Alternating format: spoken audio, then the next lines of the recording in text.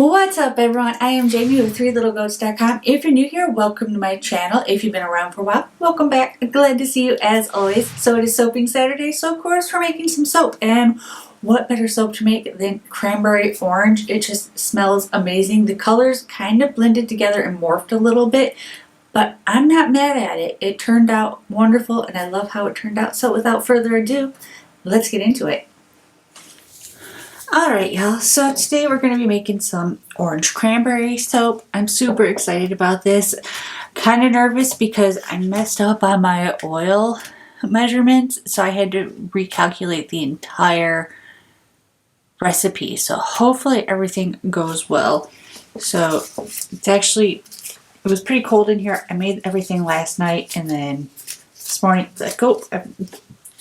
tape is stuck to my thumb. But I let my stuff sit overnight and it was really cold last night, so I had to heat it up in the microwave a little bit. So the oils are at 88. The lye water is at about 80, which is good. I like the soap between 80 and 100 degrees. I do have some kaolin clay, some goat milk powder, and some beer powder in here that I'm going to get mixed up real quick. That way we don't get any clumps in our soap. So I'm going to give this a quick blitz and then we'll get started.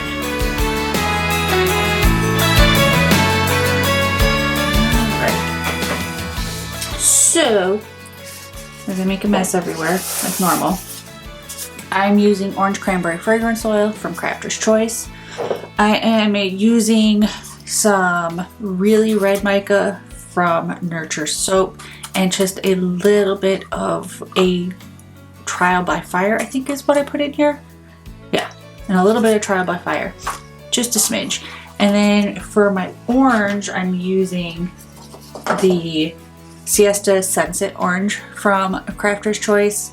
And then when we moved here, a lot of my labels came off of some of my micas, so I'm using this one right here.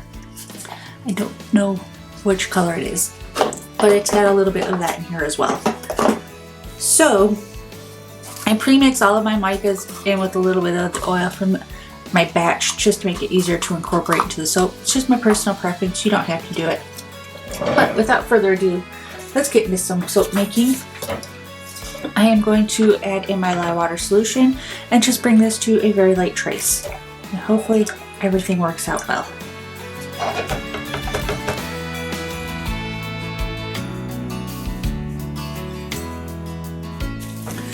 And then I'm going to leave some of this batter natural and I'm not going to color it. So we'll pour a little bit of that off. And then we're going to split the rest up. And we're going to color this the orange and the red. Actually, I'm going to leave this white and I'm going to color this orange and red just to make it easier. I think we're going to do in the pot swirl.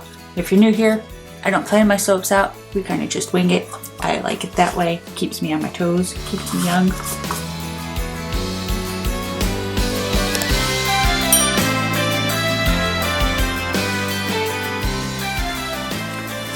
So, I'm going to add in my fragrance and wish for the best because I don't remember if this accelerates or not. Hopefully not. But we are going to give it a hand mix real quick, just to be on the safe side.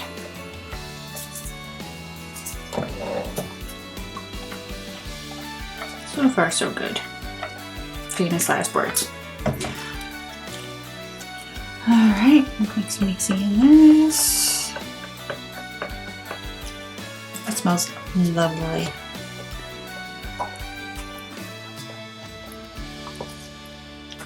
And in there. Okay, so I am going to let this thicken up just a little bit before we actually pour into the mold because I don't want the colors getting too muddled. I might hit it with the stick blender too, just to thicken it up a smidgen. Yeah, that's what we're gonna do.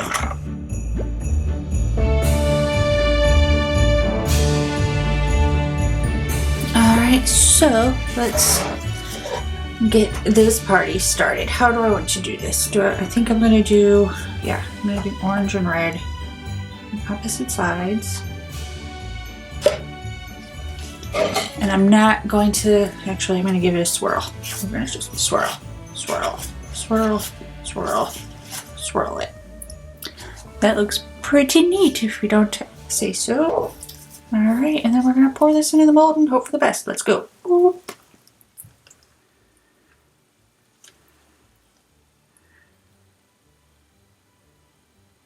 It's still a little bit thin, so, but I think with using the white base, it'll look almost like a sherbet. And if it does, I'd be happy with that.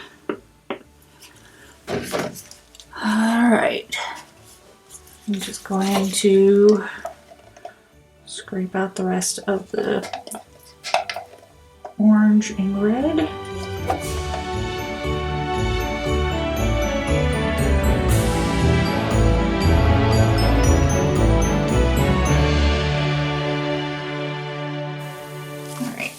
Going to give this a little bit of a swirl.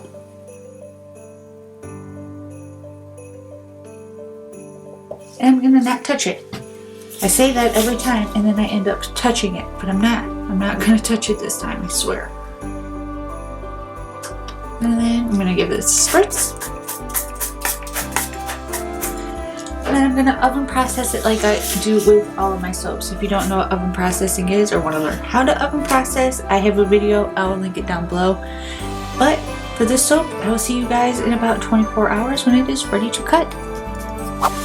Alrighty, y'all. It is my favorite day. It is soap cutting day, and the red definitely morphed a little bit to more of a pinkish color on this one, but I'm okay with it. I like the color, so let's see how we look inside. I let these sit for about 2 days, so a little bit hard. Here we go. Alright. Let's open her up. That's what we have inside. Oh. Love it. Love how it turned out. So let's get a few more bars out.